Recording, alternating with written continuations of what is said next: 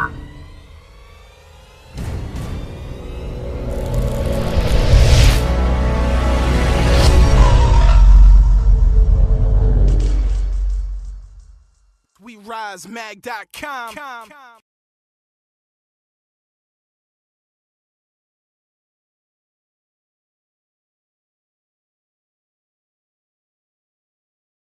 So how are you liking Katsucon so far? I'm loving it. It's great. Is this your first time here? Or have you been here before? I actually was a guest back in 2008 at Katsucon, and they invited me back this year, so doing it again 5 years later. And how has it changed? I know it's kind of grown in size, and how's it changed for you and your fan base coming to visit you? Well, that's the thing. It was back in 2008. I had started working on Pokemon back in 2006, so it was my popularity in that aspect of things was starting to blossom. And now I have more of an established fan base, so it's really nice.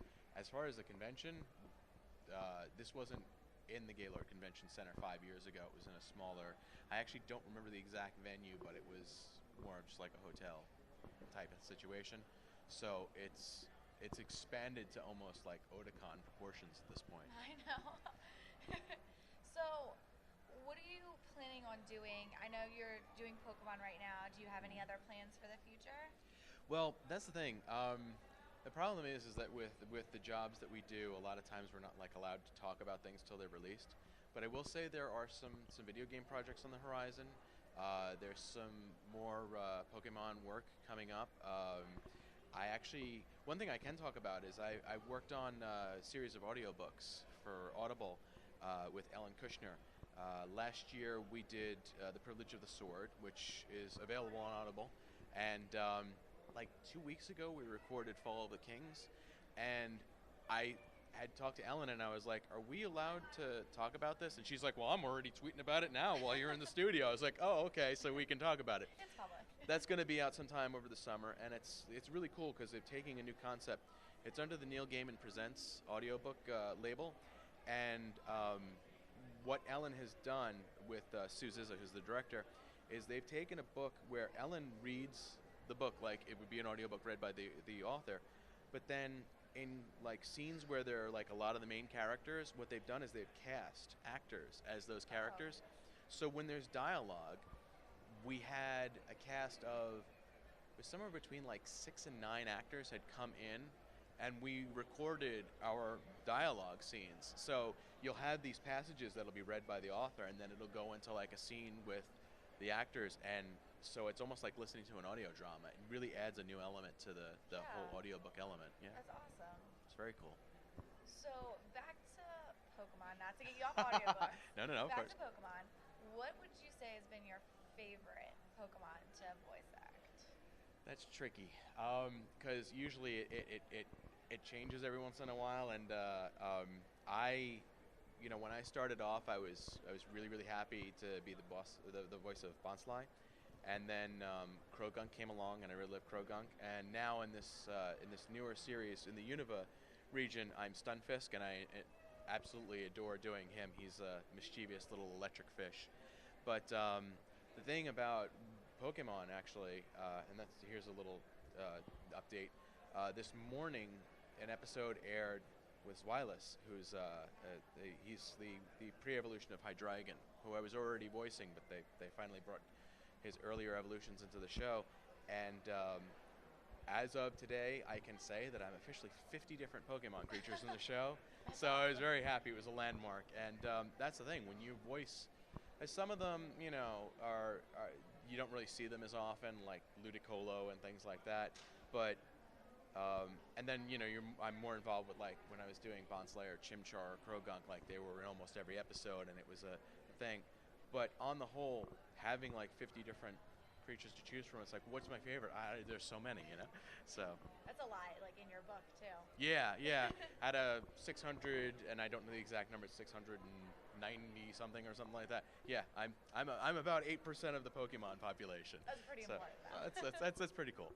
So when you're not voice acting, what do you like to do in your spare time? I actually am a gamer. I'm trying to think. I just had beaten Arkham Asylum because the problem is that I'm a gamer, but I'm a gamer who's usually running around on auditions and recording and doing a whole bunch of different things, so I don't get a lot of time to game.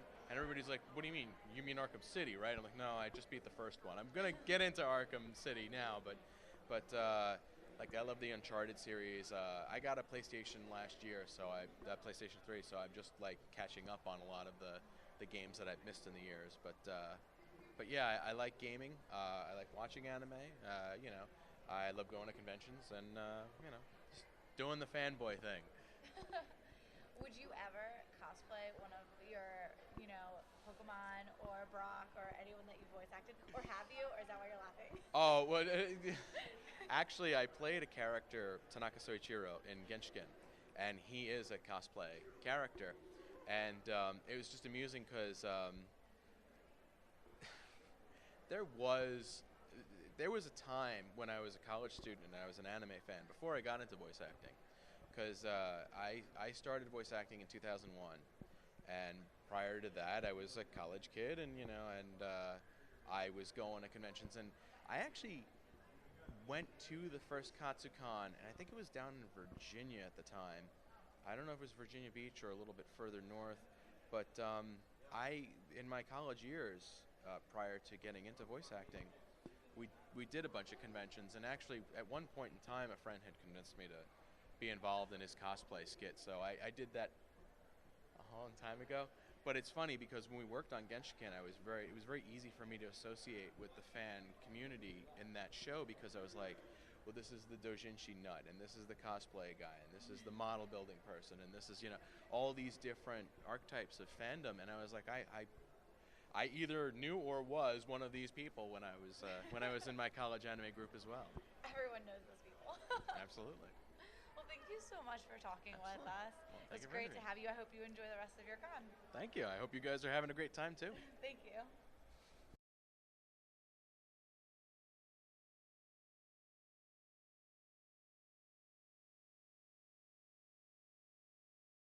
I unplugged it. I was calling Rob. Did you unplug it while we were? No, I just unplugged it. I unplugged it at the beginning.